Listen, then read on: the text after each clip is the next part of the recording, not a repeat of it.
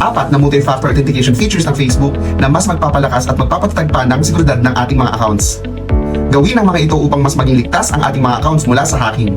At number 4, text message codes.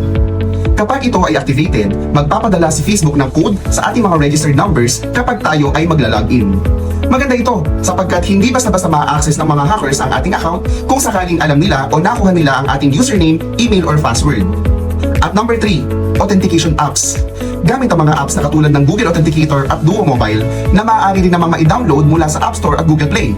Makakapag-generate tayo ng mga unique codes na ating kakailanganin sa tuwing tayo ay magla-login sa Facebook. Diretso ang code sa ating authentication app at hindi na natin kinakailangan maghintay ng text message mula sa Facebook.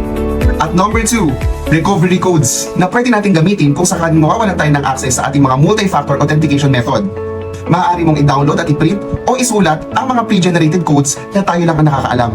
Ang mga recovery codes ay once lang pwedeng gamitin kung sakaling mauubos na ito ay kailangan na mag-generate muli. At number 1, security key.